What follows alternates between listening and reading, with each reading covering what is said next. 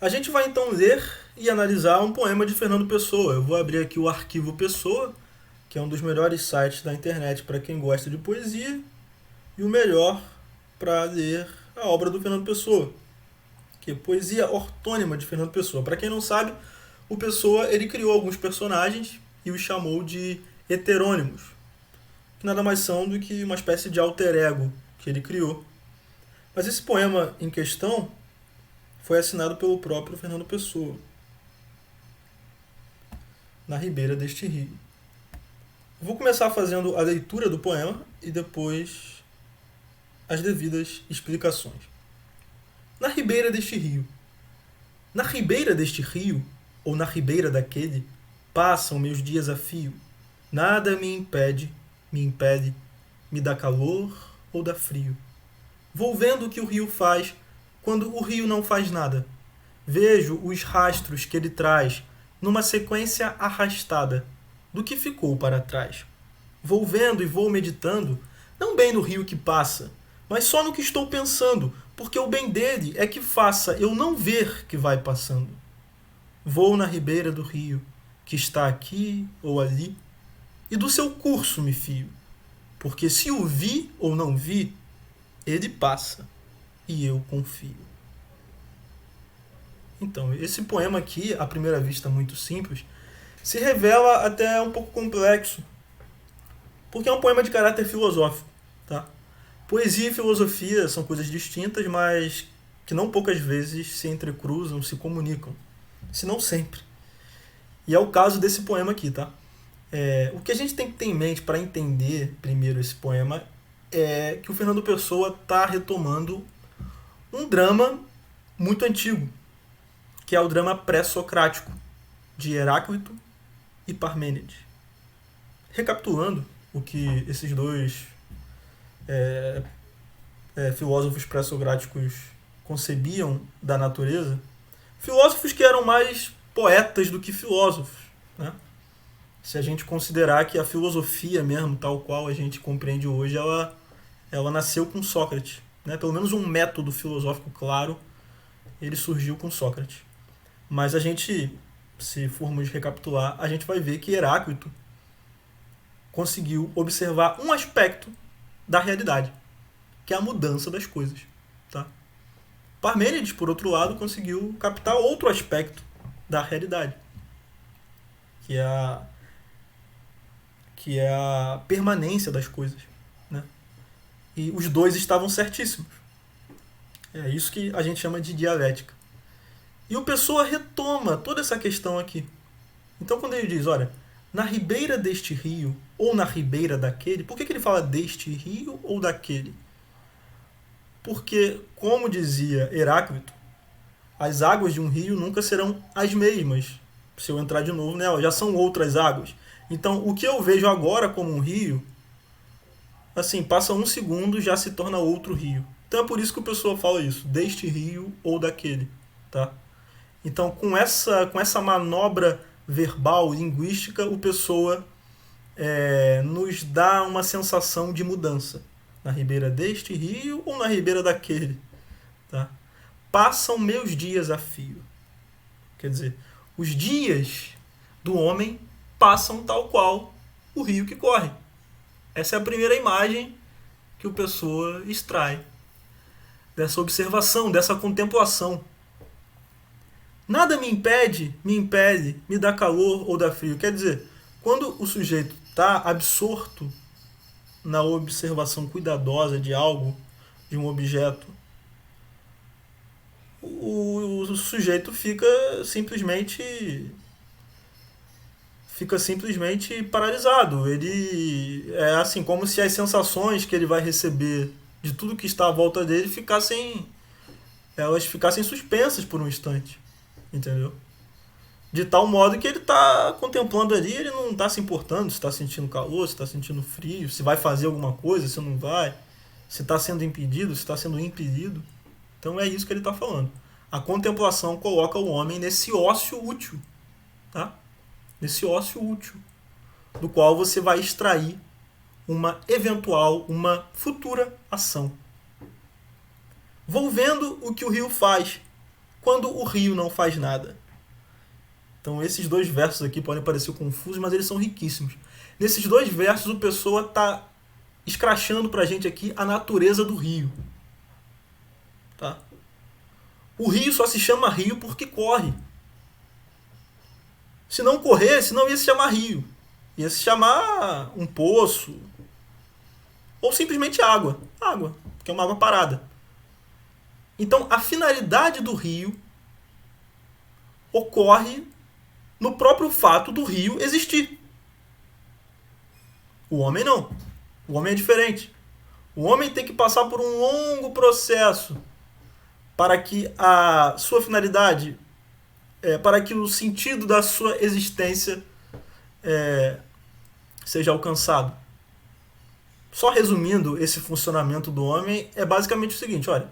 Primeiro o homem sente uma disposição interior, quer dizer, algo que a alma dele pede. Depois ele vai tentar articular isso que ele sentiu em linguagem, seja linguagem verbal, seja linguagem gestual. E só depois ele vai pensar em agir, em transformar o que ele sentiu em algo concreto. Então aí você tem toda uma complexidade humana que difere do funcionamento de um rio. O rio, quando não faz nada, já está fazendo alguma coisa. E é nisso que o homem se aproxima do rio, quando ele se dispõe a não fazer nada, a contemplar de forma ociosa, mas com uma ociosidade útil, que vai render para ele toda uma gama de possíveis ações. Tá? Então, ao mesmo tempo que o Pessoa coloca essa diferença do rio para o homem, ele também está tentando unir ambos, mostrando que o ser humano também tem um elemento espontâneo e natural, que é a contemplação, que o fazer nada pode render para ele uma ação futura. Vejo os rastros que ele traz numa sequência arrastada do que ficou para trás. Nesses 3 versos aqui, o Pessoa está de forma mais explícita, trazendo a imagem do tempo, do passar do tempo, retomando toda a passagem desses dias dele que ele falou lá na primeira estrofe. A Pessoa está querendo dizer o seguinte, olha, a gente tem o tempo aqui. O rio é sujeito à passagem do tempo, e é tão sujeito que o próprio correr desse rio já é uma imagem clara de que o tempo existe. E ele fala o seguinte, vejo os rastros que ele traz. Quer dizer, o que ele traz? Rastros do passado. Mas ele traz agora um verbo presente. Então você já tem passado e presente numa sequência arrastada do que ficou para trás. Do que ficou para trás, mas que já se transformou em novas águas futuras. Então você tem o tempo todo colocado aí nesse símbolo do rio. Passado, presente e futuro. Vou vendo e vou meditando, não bem no rio que passa, mas só no que estou pensando. Então quer dizer, o fato dele observar o rio desperta toda uma meditação. Mas como o rio tem uma passagem tão fluida, que é incapaz de ser tomada de uma forma inteira, completa, como nada nessa vida, você não consegue apreender nenhum objeto, nenhum dado de forma inteira de uma vez só, o que importa é o pensamento. Quer dizer, a meditação que a contemplação rendeu para o homem. É disso que a Pessoa está falando aqui. Porque o bem dele é que faça eu não ver que vai passando. O bem do rio é esse. Quer dizer, a virtude do rio, a função, a finalidade é passar de forma tão espontânea que o homem nem se percebe disso. E não é só o rio que é assim. O tempo é assim. Então, mais uma vez, assim como o rio, que faz com que a gente nem perceba a sua passagem, o tempo também faz com que a gente não perceba a sua passagem. Vou na ribeira do rio, que está aqui ou ali. Quer dizer, Heráclito, mais uma vez, é o que a Pessoa disse lá no começo também. Deste rio ou daquele rio. Você nunca sabe se o rio está aqui ou ali. Porque se ele já passou, se são águas que já passaram, que já se renovaram, o que era rio ontem já não é rio amanhã. Entendeu? O que fica é isso aqui, ó. E do seu curso me fio. O curso do rio é onde reside a natureza desse mesmo rio. Com o tempo, a mesma coisa. O que faz o tempo ser tempo é a sua passagem. E o rio também. O que faz o rio ser rio é a sua passagem, é o seu curso. Tem uma brincadeira verbal, linguística, que o pessoa faz aqui com o verbo fiar-se. Fiar mais o pronome ser. Aqui ele está usando de forma pronominal.